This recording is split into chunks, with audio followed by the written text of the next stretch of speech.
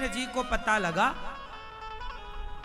कि मैंने जो कमाया है वो सब यहीं रह जाना है, तो उन्होंने घोषणा कराई कि कोई ऐसा व्यक्ति जो ये बताए मैंने इतना कमाया यदि सब यहीं रह जाएगा तो मतलब क्या। मैं चाहता हूं कि जितना कमाया हूं मेरे संग जाए, तो जो मेरे संग ले जाने की व्यवस्था कराएगा मैं उसे धन बहुत सारा इनाम दूंगा। अब बड़े बड़े ज्ञानी, बड़े बड़े पंडित, बड़े बड़े लोग आए कि भाई आज तक तो सुनो कोई एक रत्ती लेके ना गया, मरने के बाद तो एक रत्ती कोई लेकर, तो तुम क्या ले जाओगे। इसलिए तुम्हें ये सपना छोड़ दो कि तुम जाओगे लेकर, कुछ ना जाएगा, सब यहीं का यहीं धरा रह जाएगा। उस आदमी ने जिद पकड़ ली ना, आप बताओ कि ये कैसे जाएगा। तब एक संत जी आए, नारायण नारायण जपते हुए, श्रीमन नारायण। ए भैया क्या भीड़ लगा रखी है। राजा वो सेठ बोला, महाराज मैंने इतना कमाया है, इतना धन दौलत जुटाया, और ये सारे लोग कह रहे हैं कि तेरा यहीं छूट जाएगा। अरे मैंने यहां छोड़ने के लिए कमाया है क्या, ऐसा बताओ कि मैं ले जाऊं। संत जी बोले, अभी बताता हूं, सुन क्या क्या लेके जाना चाहता है। बोले, मैं सब कुछ लेकर जाऊंगा, जो मैंने कमाया है मेरे संग जाएगा तब तो मजा आएगा, यहां छोड़ गया तो क्या मजा है। तो संत जी बोले, फिर सुन, ये 100 रुपया है। बोलो हाँ। क्यों ये 100 रुपए है। बोलो हाँ। संत जी ने कहा, ये बता, ये 100 रुपए भारत का 100 रुपए है, क्या अमेरिका में इसकी वैल्यू 100 रुपए है। बोलो, क्या अमेरिका में इसकी वैल्यू 100 रुपए है। तो कितनी है। ये रुपया, यहां रुपया है 100, अमेरिका में ये रुपया ना चलेगा, वहां डॉलर चलता है। तो क्या करें, इस रुपया को जमा करो और वहां की करेंसी लो, वहां का डॉलर लो, जो वहां चलता है लो। संत जी ने कहा, सेठ जी जब भारत का रुपया भारत के बाहर नहीं चलता तो भारत की संपत्ति भारत के बाहर ईश्वर के घर कैसे चलेगी। और सुन, तू ले जाना चाहता है तो चलेगी, जाएगी, पर कैसे। जैसे रुपए को हमने डॉलर में कन्वर्ट कराया, रुपए को किस में कन्वर्ट कराया, डॉलर में, उसी तरह तू अपनी जितनी दौलत लेकर जाना चाहता है उस संपत्ति को पुण्य में कन्वर्ट करा ले, पुण्य में लगा। जब तू अपनी दौलत किसी भूखे के भोजन में, भूखे की भूख मिटाने, प्यासे की प्यास मिटाने, किसी बेसहारा को सहारा देने, किसी के सिर पे छाया नहीं तो छाया देने में, जब तू सेवा में सब खर्च करेगा तो जितना तूने खर्च किया है वो सब का सब उससे बढ़कर तुझे वहां प्राप्त होगा, वो तेरे संग चलेगा, वो तेरे संग चलेगा। तो आप लोग भी कुछ धन दौलत, कुछ संपत्ति संग ले जाना चाहते हो तो आप भी कुछ पुण्य कर लो, क्योंकि पुण्य ही संग जाएगा। धनानि भूमौ पशवश्च गोष्ठे नारी गृहद्वारी जनः श्मशाने देहश्चितायां परलोक मार्गे धर्मानुगो गच्छति जीव एकः। चलो बताओ, रुपया पैसा कहां तक साथ देता है। बोलो, मेरी मां जीते जी तक, जिंदा हो तो रुपया पैसा साथ दे सकता है। अच्छा, पत्नी कहां तक साथ देती है। बोलो, कहां, द्वार तक। धनानि भूमौ, धन संसार तक। पशवश्च गोष्ठे, पशु पक्षी गौशाला घुड़शाला तक साथ देंगे। नारी गृहद्वारी, नारी दरवाजे तक साथ देगी। नारी गृहद्वारी जनः श्मशाने, लोग शमशान तक साथ देंगे। देहश्चितायाम, ये शरीर चिता तक साथ देगा। ये शरीर कब तक रहेगा, चिता तक, और चिता पे जल जाएगा तो शरीर भी साथ नहीं देगा। देहश्चितायाम परलोक मार्गे, परलोक का मार्ग जब जाओगे तो पत्नी द्वार तक रहेगी, पैसा यहीं रहेगा, शरीर भी छूट जाएगा। फिर कौन जाएगा? धर्मानुगो गच्छति जीव एकहा। आपके साथ कोई जाएगा तो धर्म जाएगा। धर्मानुगो क्या जाएगा? धर्म। कौन? आपके संग। इसलिए मेरी माता धर्म कर लो। इसलिए कहता हूं पाप ना हो, अधर्म ना हो, शरीर से केवल धर्म ही धर्म हो। धर्म क्या है? अब बताओ धर्म क्या है? धर्म क्या है? आप बताओ धर्म किसे कहते? क्या है धर्म? बोलो। धर्म क्या है? किसी को मारना धर्म है क्या? फिर धर्म क्या है? धर्म है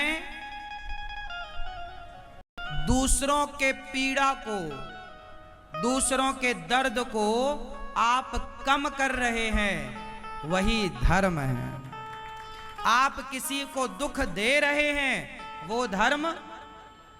आप किसी के दुख को, दर्द को, पीड़ा को कम कर रहे हैं, मिटा रहे हैं, वो धर्म है। तो आपसे मेरी विनती है, किसी की पीड़ा मिटाइए।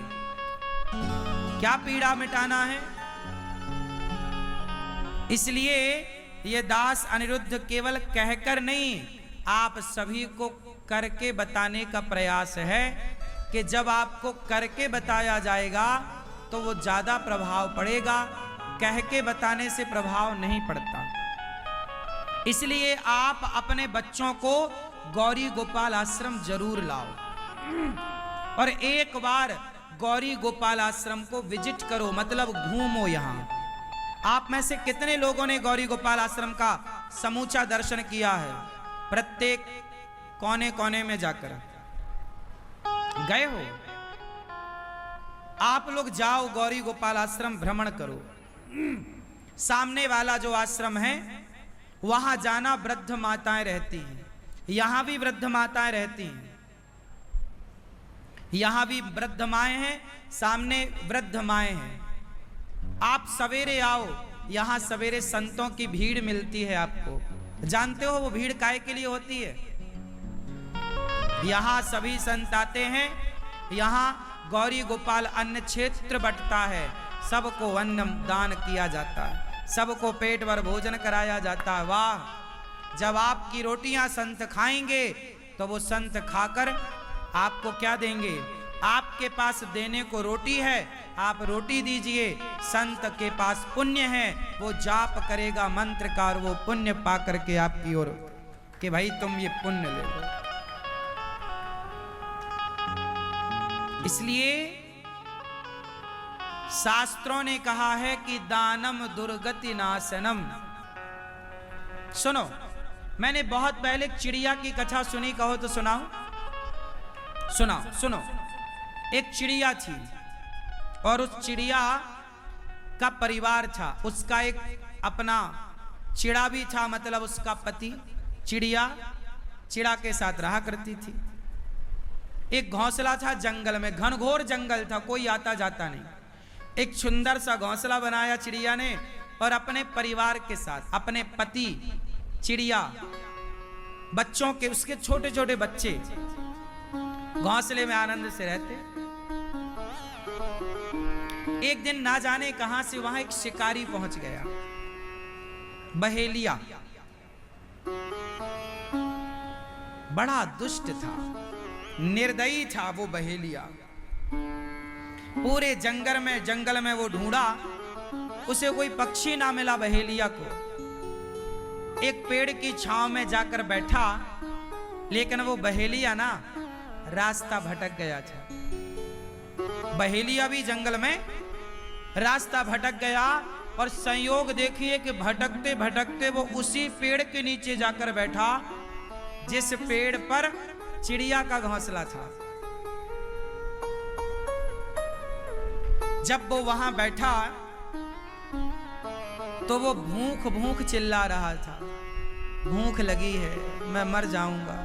पर वो जंगल में सुनने वाला कौन था?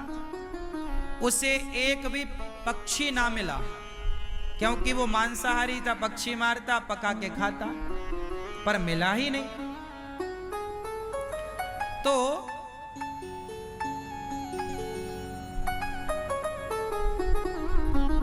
उस आदमी ने, जो बहेलिया था, जैसे तैसे उसने लकड़ियां समेटी और वहां पर आग लगाना चाहता था। अचानक पानी बरसने लगा, और जब पानी बरसा तो सारी लकड़ियां हो गईं गीली। अब आग ना लगे, वो ठिठुर रहा है, रास्ता भटक चुका था, ठिठुर रहा था। तो चिड़िया बैठी डाल पर अपने पति से कह रही है, सुनो, देखो ये अपने द्वारे आया है, ये अपनी छाया में है, और ये ठिठुर रहा है, आग लगाने जा रहा है, लग ही नहीं रही है, सारी लकड़ियां गीली, सारी घास गीली। चिड़िया बोली, अपन अपना घोंसला इसको दे देते हैं। तो चिड़िया ने अपने बच्चों को डाल पर बिठाया और अपने घोंसले को कुतर दिया अपनी चोंच से। तो उसका घोंसला टूटा और नीचे आया। बहेलिया देख के बड़ा खुश, ऊपर देखा तो चिड़िया बैठी, और इसने घोंसला पाया सूखा, तो तुरंत उसमें आग लगाई। उसके माध्यम से उस लकड़ियों में अब धीरे धीरे आग लग गई, और आग लगी तो उसका सर्दी दूर हुई, जान में जान आई। पानी बरस गया था, तो पानी पीने का बंदोबस्त तो था, वो पानी पी लिया, पर भूख लगी। कोई अब दूर दूर तक पक्षी नजर नहीं आ रहा है, पर उसी पेड़ पर चिड़िया बैठी है, उसके बच्चे बैठे हैं और उसका पति है। चिड़िया बोली अपने पति से, इसे भूख लगी और ये हमारा अतिथि है, और द्वार पे आया अतिथि, उसे भोजन देना हमारा, तो क्या दें? अब वो बहेलिया भी बार बार चिड़िया को देखे और वो बार बार निशाना लगाए, बार बार निशाना लगाए। उसे लगे कि कहीं चिड़िया उड़ ना जाए, पर वो चिड़िया तो खुद बैठी थी। उसने निशाना लगाया भी, धनुष उठाया, बाण चढ़ाया, उसको लगा ये चिड़िया मर जाएगी तो मेरा बंदोबस्त हो जाएगा। चिड़िया बोली कि ये मेरे द्वार पे आया अतिथि है, इसको भोजन देना चाहिए। तो उसके चिड़ा ने कहा, मतलब चिड़िया के पति ने, कि कैसे भोजन दें, हमारे पास तो कुछ है ही नहीं। चिड़िया बोली, ये मांसाहारी तो है, एक काम करती हूं, स्वामी आप बच्चों को संभालना, मैं इसका भोजन बन जाती हूं। उसका पति बच्चे तड़प गए, ना ना ना तुम मत जाओ। बच्चे बोले, अच्छा हम जाते हैं, हम इसका भोजन बनेंगे। चिड़िया बोली, नहीं, मैंने सुना है, देखिए चिड़िया है, पक्षी है, पर वो ये जानती है कि द्वार पर आया अतिथि भूखा ना जाए। तो चिड़िया बोली, आप खुश रहना। मैं चिड़िया उस जलती हुई आग में अपने से कूद गई, जल गई। वो बहेलिया बड़ा खुश हुआ, उसे लगा कि ये गिर गई, और वो भूंज करके उसे खाया। भूख फिर भी ना मिटी, तो वो छोटे छोटे बच्चे बेचारे वो भी कूद गए। जब बच्चे कूद गए तो उसका पति वो भी कूद गया। पूरा परिवार, उसकी भूख ना मिट रही थी, बच्चे भी खा लिया, भरी भी नहीं। तो उसका जो पति था चिड़िया का, उसको लगा कि मेरी पत्नी ने बलिदान दिया, इसका पेट भरने मेरे बच्चे कूद गए, फिर भी इसका पेट ना भरा, तो फिर मेरी जिम्मेदारी है कि मैं प्रयास करूं इसका पेट भरने में। तो उसका पति, चिड़िया का पति चिड़ा भी कूद गया, और जब उसे खाया तो इसे डकार आई, ये तृप्त हुआ। तभी एक सुंदर सा विमान आता है आकाश मार्ग से, और उस आकाश मार्ग में वो चारों चिड़िया, उसका पति और उसके दोनों बच्चे एक सुंदर सा देवताओं की तरह रूप बनाकर, अब वो पक्षी के रूप से मुक्त होकर देवताओं की तरह सुंदर बनकर विमान पर बैठे। तो ये बहेलिया बोला, आप कौन? तो पार्षद थे, विमान लेकर आए। उन्होंने कहा कि ये चिड़िया जिसे अभी अभी तूने खाया, ये उसका पति, ये उसके बच्चे। बोले ये सब कहाँ जा रहे?